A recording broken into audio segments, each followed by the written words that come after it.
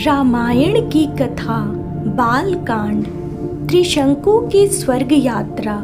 इक्ष्वाकु वंश में त्रिशंकु नाम के एक राजा हुए। त्रिशंकु की इच्छा सशरीर स्वर्ग जाने की थी। अपनी वार्ता जारी रखते हुए मिथिला के राजपुरोहित शतानंद जी ने कहा, इस बीच इक्ष्वाकु वंश में त्रिशंकु नाम के एक राजा हुए। त्रिशंकु की इच्छा सशरीर स्वर्ग जाने की थी, अतः इसके लिए उन्होंने वशिष्ठ जी से यज्ञ करने के लिए कहा।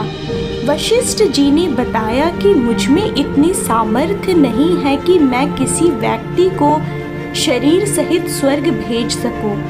वशिष्ठ जी के असमर्थता प्रकट करने पर त्रिशंकु ने यही प्रार्थना वशिष्ठ जी के पुत्रों से भी की, जो दक्षिण प्रांत में घोर तपस्या कर रहे थे।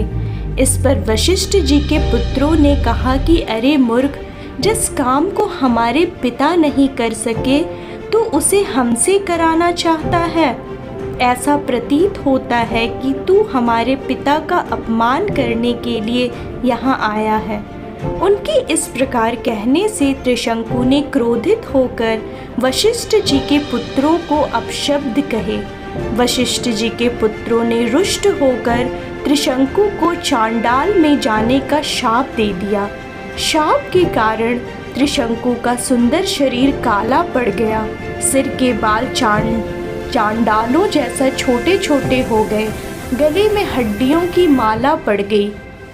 हाथ पैरों में लोहे की कड़े पड़ गए। त्रिशंकु का ऐसा वेश देखकर उनके मंत्री तथा दरबारी उनका साथ छोड़कर चले गए। फिर भी उन्होंने सशरीर स्वर्ग जाने की इच्छा का परित्याग नहीं किया। वे विश्वामित्र के पास जाकर बोले कि ऋषिराज, आप महान तपस्वी हैं। मेरी सशरीर स्वर्ग जाने की इच्छा को पूर्ण करके मुझे कृतार्थ कीजिए। विश्वामित्र ने कहा कि राजन, तुम मेरी शरण में आए हो, मैं तुम्हारी इच्छा अवश्य पूर्ण करूंगा।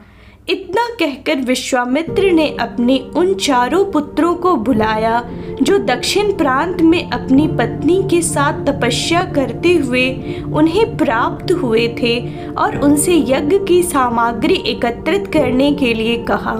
उन्होंने अपने शिष्यों के द्वारा वशिष्ठ के पुत्रों सहित वन में रहने वाले सब ऋषि मुनियों को यज्ञ में सम्मिलित होने के लिए निमंत्रण भी भिजवा दिया। शिष्यों ने लौटकर बताया कि सब ऋषि मुनियों ने निमंत्रण स्वीकार कर लिया है, किंतु वशिष्ठ जी के पुत्रों ने यह कहकर निमंत्रण अस्वीकार कर दिया कि जिस यज्ञ में यजमान चांडाल और पुरोहित क्षत्रिय हो, उस यज्ञ का भाग हम स्वीकार नहीं कर सकते। यह सुनकर विश्वामित्र जी ने क्रुद्ध होकर कहा कि उन्होंने अकारण ही मेरा अपमान किया है। मैं उन्हें शाप देता हूँ कि उन सब का नाश हो। आज ही वे सब कालपाश में बंध कर यमलोक को जाएं और 700 वर्षों तक चांडाल योनि में विचरण करें। उन्हें खाने के लिए केवल कुत्ते का मांस मिले और सदैव कुरूप बने रहें। इस प्रकार शाप देकर वे यज्ञ की तैयारी में लग गए। शतानंद जी ने आगे कहा, हे राघव, विश्वामित्र के शाप से वशिष्ठ जी के पुत्र यमलोक सिधार गए। वशिष्ठ जी के पुत्रों के परिणाम से भयभीत सभी ऋषि मुनियों ने यज्ञ में विश्वामित्र का साथ दिया। यज्ञ की समाप्ति पर विश्वामित्र ने सब देवताओं को नाम लेकर अपने यज्ञ भाग ग्रहण करने के लिए आह्वान किया, किंतु कोई भी देवता अपना भाग लेने नहीं आया।